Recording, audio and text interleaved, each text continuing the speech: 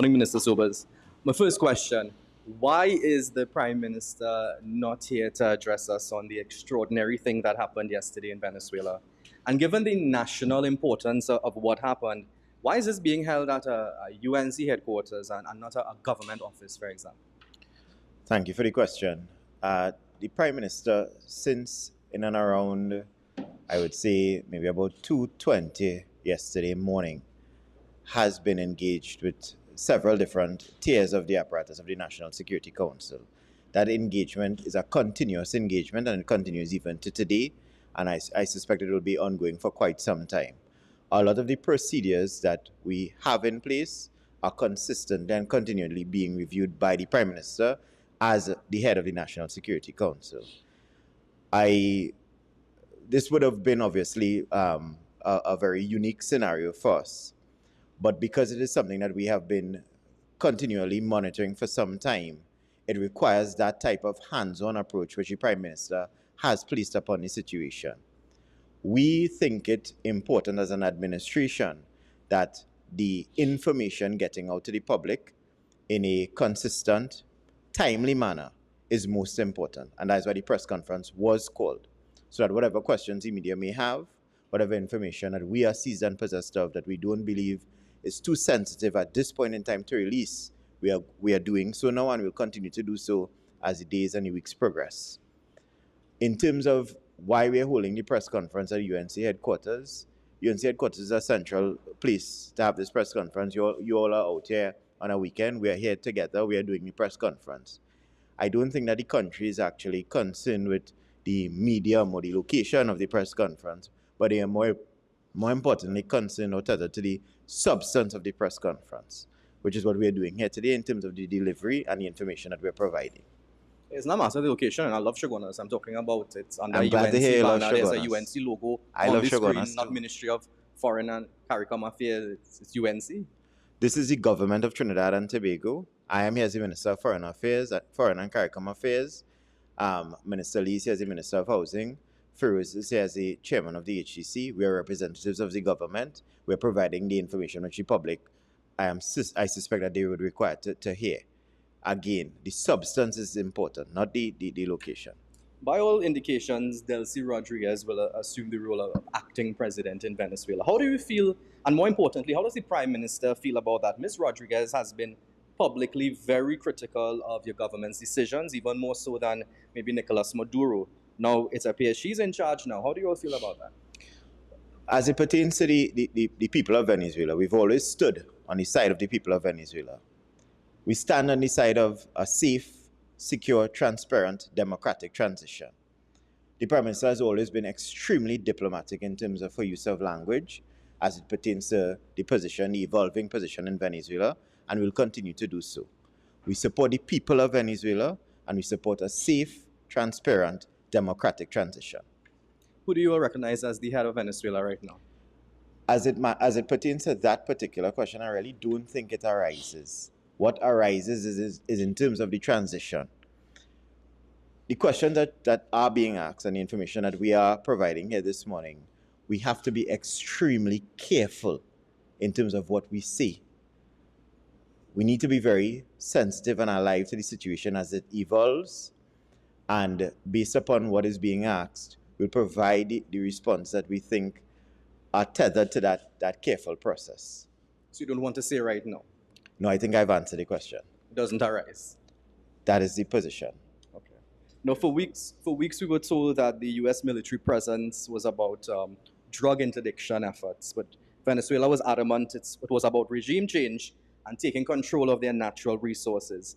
Given that the president of Venezuela has been ousted, and the U.S. president spoke about plans he has for Venezuela oil, does this government still maintain that this was about drug trafficking through Caribbean waters? So was this about drugs or oil? No. Our position still stands as it was before. The military intervention within the Caribbean region was based upon transnational crime. That has never changed. The U.S.'s position on that, as far as we are aware, has never changed on that. The other part of your question, respectfully, I think you would need to direct that to the White House. I mean, looking at the U.S. grand jury charges for Maduro, while specific mention was made in the indictment of drugs transshipment through and involving specific countries like Honduras, Guatemala, Colombia, Mexico. No mention whatsoever is made of transshipment through Trinidad and Tobago's territory waters. So, again, I have to ask you, was this really about drugs flowing through the country or removing Maduro? The military intervention within our waters was specific with respect to transnational crime affecting Trinidad and Tobago. Let us be very clear about that particular situation. Trinidad and Tobago, because of our geographical location, has been disproportionately affected by crime and transnational crime, specifically within the Southern Caribbean. The statistics demonstrate and prove that based upon the military intervention, based upon this government's administration, based upon the intervention by the Honorable Prime Minister, we would have seen as a country a drop in crime statistics to the tail end of last year and into this year. We would have seen a drop in murders. We would have seen a drop in serious crime. So it is clear that the intervention has worked. It is clear that this administration's approach to national security has worked. As it pertains to anything with respect to an indictment filed in the US, I again would humbly ask you to pose that question to the White House or to the relevant bodies within the United States that is dealing with that particular issue. Any other media would like to ask some questions? We are passing the mics. Hi, you're Nessa Gajing, TV6 News. Now, we have seen the United States basically turn against one of its closest allies in Venezuela, which would have been the Vice President, Ms. Machado, right? Does Trinidad and Tobago have any concern as it pertains to its position with the United States in this kind of fluidity where we're seeing the U.S. having turned so quickly against Ms. Machado? Do we have any concerns about that?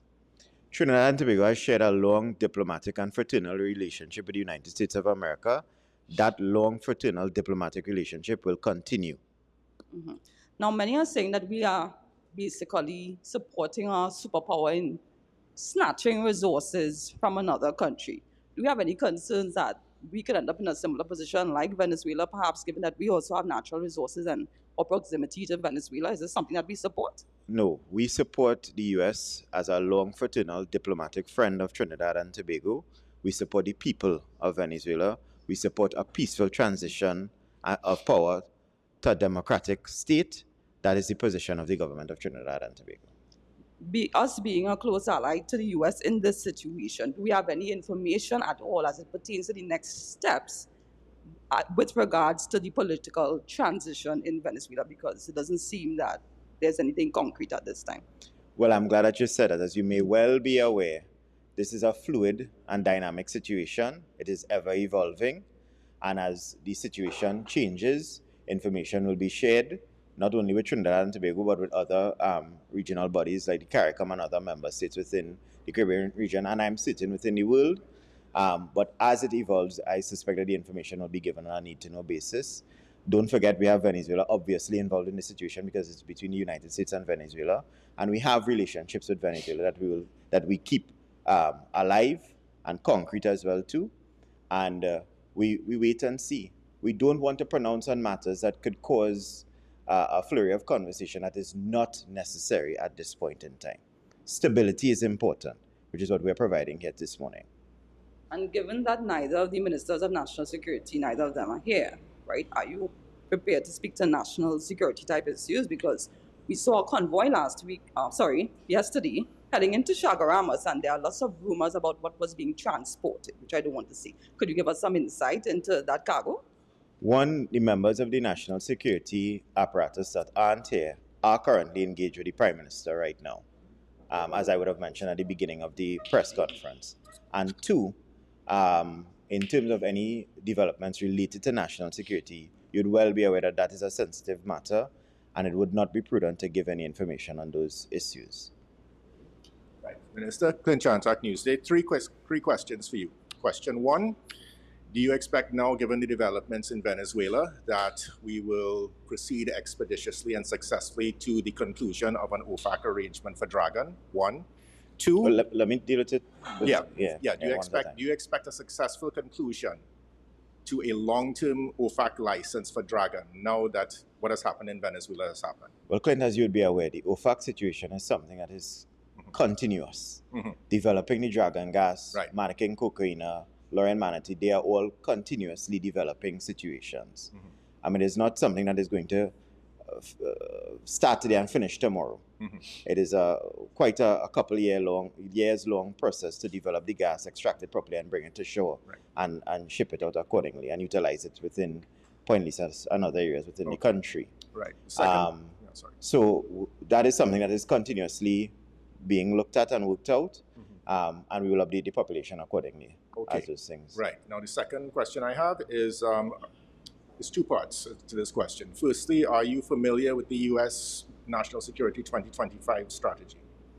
No, I'm published not by aware. the White House? No, I mean, I guess obviously that would be something that the White House is Okay, but I mean, it does have a bit of a foreign policy segue into it, in terms of the kinds of allies that the U.S. wants to have in terms of developing its foreign policy, particularly for the Western Hemisphere. And they dovetail a lot with the statements that the government has made since the deployment began. So my question to you is, one, are you familiar with that strategy? And two, does the government fully endorse said strategy by the U.S.? Our national security relationship with the U.S. is based upon many different things. In terms of our relationship with the State Department, it has always been the same. We continue to agree. We want to work with the United States as a long fraternal partner to make not only the United States but its allies, Trinidad and Tobago being one of them, safer, stronger, and more prosperous. The well-being of the citizens of Trinidad and Tobago has always been forefront and paramount, most important to this Prime Minister and to this administration. And any policy by any country that will ensure that that occurs, Trinidad and Tobago and this administration, led by the Prime Minister, will support. Good morning, Kimbo Drum from The Express. Minister Sobers, I know this is something that was addressed not too long ago this week, but just any update on whether the Prime Minister is going to participate in any way in the CARICOM Heads of Government meeting? That CARICOM Heads of Government is scheduled to take place at the end of February in St. Kitts and Nevis, as they have assumed the role of chair of CARICOM at the end of 2025. We are still in the stages of planning in terms of the engagement at the Heads of Government, and we'll let the country know within due course what the position is with respect to the delegation that will be going. That's it. That's it for Minister Sobers. I waited patiently. All right. Good morning, Minister Sobers. Good morning, Doris. Happy New Year. Again, yes, Happy New Year. Earlier, one of my colleagues would have asked you about what we saw happening in the capital as it pertains to the lockdown of certain streets that led to the police administration building. Now, while the government says via yourself and the Prime Minister that the attack that happened in Venezuela had nothing to do with us, the police commissioner would have stated in a release that when your neighbor's house is on fire, we should wet our own. My question to you evidently becomes, why did we not have more clearer communication from the government, particularly the Prime Minister? Because the Defense Minister would have said that people weren't worried or they had nothing to be worried about. But the activities that we saw in our capital told a very different story. I appreciate the question. And I guess essentially because it's coming, it's a bit subjective. So essentially in terms of our canvassing as well too, and looking into what was unfolding, I could say that I am aware that many citizens did not feel any type of calamity on the streets within the capital or within Trinidad and Tobago. I think a lot of that would have been connected to the manner in which we dealt with the situation. Respectfully, I don't believe that it is correct to say that the Prime Minister did not give information as it came to us through the National Security Council. As information came, based upon the sensitivity of the information, based upon certain protocols, established set protocols that were being reviewed at the National Security Council level, information was disseminated. This is an ever-evolving situation, and being sensitive in terms of what we see, what we do, how we approach the situation is extremely important. Certain measures, as I mentioned before, within the wee hours of the morning, because they were established protocols that we were consistently reviewing, were immediately effectuated. Obviously, we have to be careful with respect to how the country is looked at, how we are protected, how safe we are here locally. And I think that is what you would have been seeing playing out in the streets, not only in the capital, but throughout the rest of the country. But I definitely do not believe that anybody felt unsafe or there was any calamity at all. As a matter of fact, I think the contrary of that particular position holds true. You are here, you are safe. Yesterday, I suspect you went about your business as per normal. And that is what we want the country to continue to do. There's nothing to be worried about. The administration is in control, the Prime Minister is on top of things, and we are consistently reviewing certain established procedures and protocols as they're being rolled out. I want to remind you. Let me just wrap up Minister, with I have one Minister question Sobers. before you do that, because it Because is important as Minister for the national Sobers would have interest. said, Minister Sobers would have said, this is a very fluid situation, and it's about stability. for the Right, but I people have of to Venezuela. I have to pose this question, because coming from Venezuelan politicians, if you remember, before the rhetoric coming from Vladimir Padrino Lopez, Diosdado Cabello, was that if Venezuela is attacked, Trinidad and Tobago will face some sort of consequence. You yourself noted that certain pre-arranged mechanisms were implemented as a result. So while you stand here as members of the government, and we are grateful that you are able to inform the population that we have nothing to be worried about, we do know that the U.S. military presence is still in the Caribbean, but they're not going to be here forever. So the question becomes, what happens next? And is Trinidad and Tobago readying itself for any eventuality arising out of this attack, based in particular on what Venezuela has said, because it considers us complicit in these developments? Number one, I don't know at all, respectfully, that Venezuela considers Trinidad and Tobago complicit in anything. That has never been said by any authority in Venezuela since yesterday, the 3rd of January, when the kinetic activity took place. Number two, Trinidad and Tobago made its position quite clear, very, very pellucid, that we did not participate in any of the kinetic activities that took place in Venezuela or in Caracas yesterday. Number three, there has been a lot of rhetoric being passed to and fro over the last couple of months, but diplomatic relations remain intact. Our embassy is open, operating as per normal, as I mentioned. Everybody is safe and secure. The embassy is here, open, operating as per normal, safe and secure. So there's no risk at all between or combativeness at all between Trinidad and Tobago and the Bolivarian Republic of Venezuela. We maintain that we want transition, free, fair elections, a democratic process to be established. We maintain as well, too, that the military presence within the region is for drug intervention and drug interdiction. I outlined some of the statistics earlier on as it pertains to the fall in serious crime since that intervention has occurred. We've been disproportionately affected by that type of transnational crime for over 2 decades.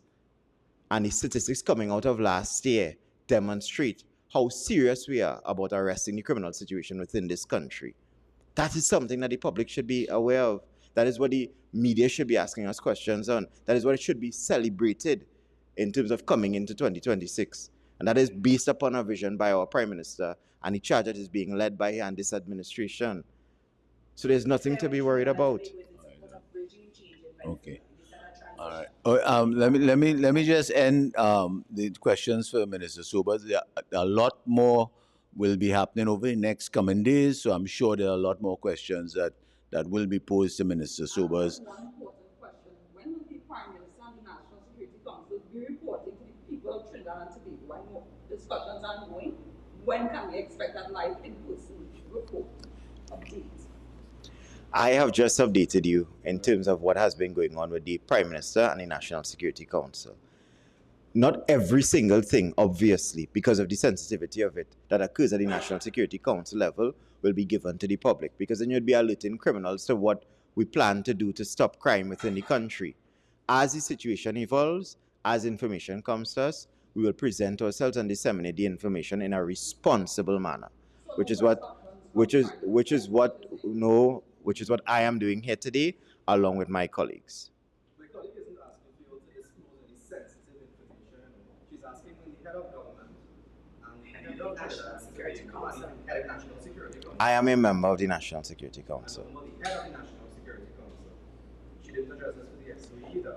What I would say to that question is this, Akash. I think responsibly, at least from where I stand and where I sit sometimes, I think it's more important that we present information to the public so that they are seasoned possessors of things that we believe is important for them to be aware.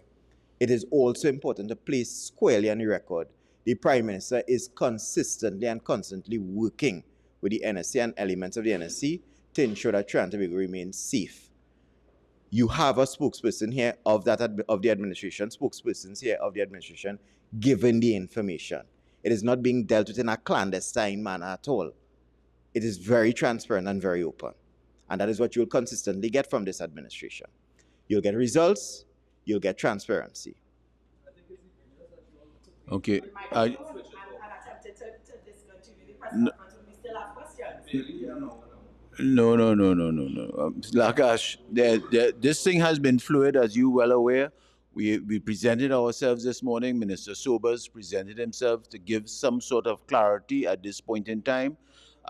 No, we're not running. We never run from anything, Akash. So that we, no. I will end this part of the session with Minister Sobers, and I'm sure in the next coming days there will be a time where Minister Sobers will present himself again to the media and to the general public as the information unfolds. Okay. So again, thank you this morning. And how that would have been involved. Could we get a commitment, if not responses in this moment, that we will not only have Minister Sobers responding to us as a member of the National Security Council, but at the very least the Minister of Defense to respond to these questions, these pressing questions that we have. We hear you, and we will take that under advisement. I'm sure in the coming days, as the information unfolds, again, we will present ourselves to the media and to the general public. So again, in regards to what is happening in Venezuela, are we prepared for a possible influx of migrants? That's a bit premature that you're saying this thing happened in the last 36 hours. In the last 36 hours, so it is fluid. It is about stability for Venezuela. It is about their sovereignty, and I'm sure in the next coming days, Minister Sobers and the head of the Prime Minister and her team will be presenting to the media and to the general public more information as it can be delivered to the general public. So again, thank you all for this morning. I want to thank Minister Sobers for being here this morning. I want to thank Chairman Feroz Khan for taking the time out this morning. I want to thank all the media here this morning. I think you're in a better place than you were before we had this press conference this morning.